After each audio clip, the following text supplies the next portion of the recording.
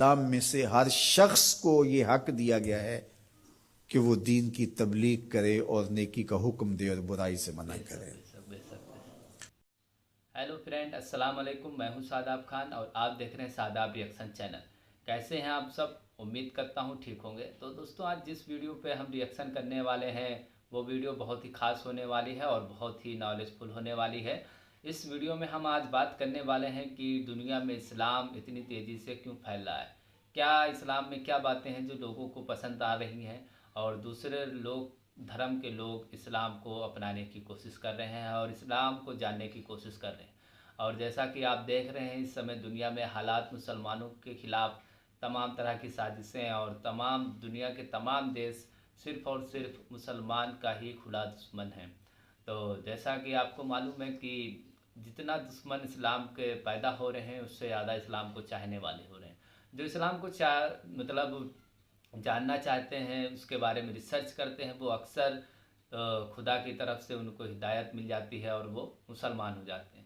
تو چلیے، اس ویڈیو کا آج یہی ٹائٹل ہے۔ زیادہ نہ بات کرتے ہوئے یہ بیان کیا ہے مولانا محمد رضا شاکب مصطفی نے۔ ان کا بیان بہت ہی پیارا ہوتا ہے اور بہت ہی خوبصورت انداز میں یہ بیان کرتے ہیں۔ تو جو ہمارے چینل پر نئے ہیں، چینل کو سبسکرائب کریں، ویڈیو پسند آئے گی تو لائک کرنا اور زیادہ سے زیادہ شیئر کرنا۔ تو چلیے ویڈیو کو شروع کرتے ہیں۔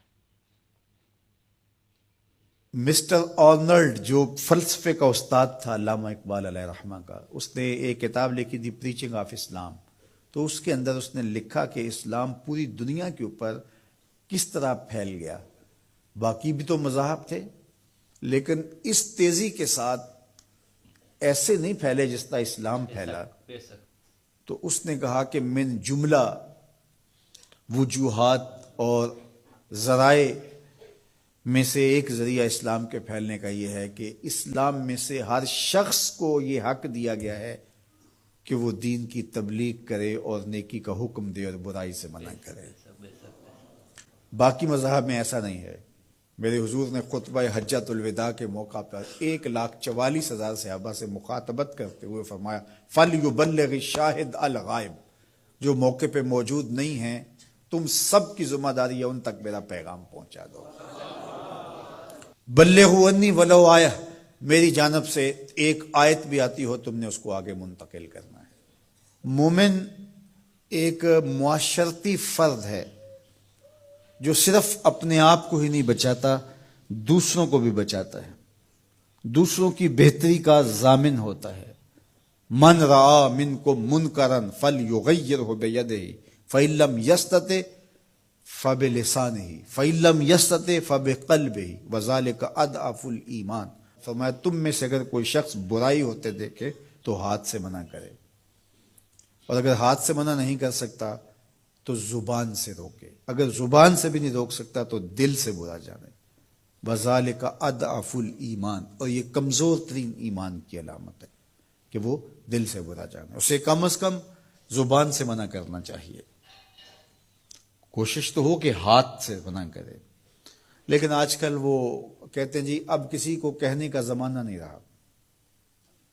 کسی حد تک یہ بات سمجھ میں آتی بھی ہے کہ آج کسی کو اگر کہیں تو وہ الٹا ناراض ہو جاتا ہے، بلکہ کسی کی اولاد کو کوئی تربیتی بات کہیں تو والدین آگے کہتے ہیں کہ تمہیں کس نے حق دیا ہے۔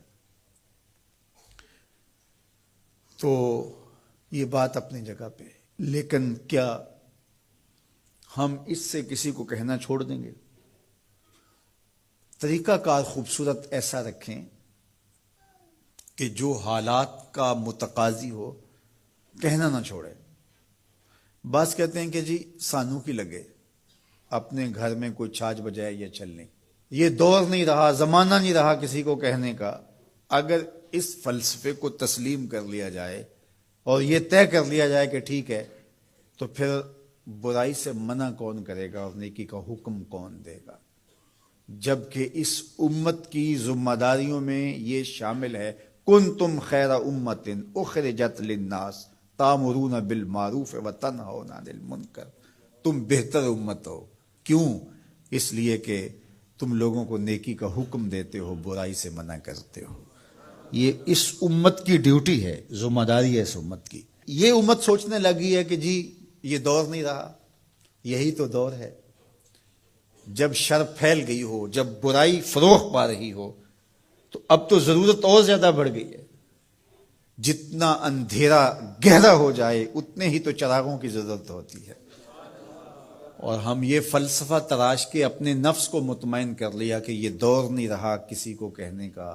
حضور نے مثال بیان فرمائی کہ کشتی میں سارے لوگ قابض ہو کے اپنی جگہ کو طے کر کے بیٹھ جاتے ہیں اور سفر شروع ہو جاتا ہے، اور ایک شخص اپنے ہی حصے کی جگہ میں سوراخ کرنا شروع کر دیتا ہے، اور باقی اگر اس کا ہاتھ نہیں پکڑتے، اس کو روکتے نہیں ہیں اور کہتے ہیں ٹھیک ہے وہ اپنی جگہ پہ کر رہا ہے، اپنے گھر چھاج بجائے چھلنی ہمیں کیا لگے، تو تھوڑی دیر کے بعد کشتی ڈوبے گی تو یہ بھی سلامت نہیں رہ پائیں گے۔ اور اگر اس کا ہاتھ پکڑ لیتے ہیں تو وہ بھی بچے گا اور یہ بھی ڈوبنے سے محفوظ رہیں گے۔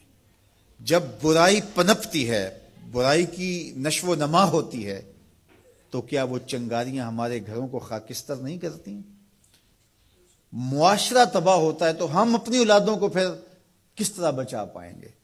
تو مل کے برائی کو روکنا اور نیکی کا حکم دینا، یہ مسلم معاشرے کے تمام افراد کی ذمہ داریوں میں شامل ہے۔ ماشاء اللہ، سبحان اللہ، بہت ہی پیارا بیان تھا۔ اور جس طرح سے انہوں نے بتایا کہ مسلمانوں پہ کیا مطلب حضور کا حکم ہے کہ نیکی کو عام کرو اور برائی کو روکو، اگر ہو سکے تو ہاتھ سے روکو، دل سے روکو، زبان سے روکو، یا دل میں کم سے کم دل سے اسے برا کہو۔ تو یہی سب باتیں بتائی گئیں، اور جس طرح سے بتایا کہ کس طرح سے تمام دھرم میں یہ سب نہیں بتایا گیا ہے، اور مسلم دھرم میں کس طرح سے اس کا پالن کرایا جاتا ہے۔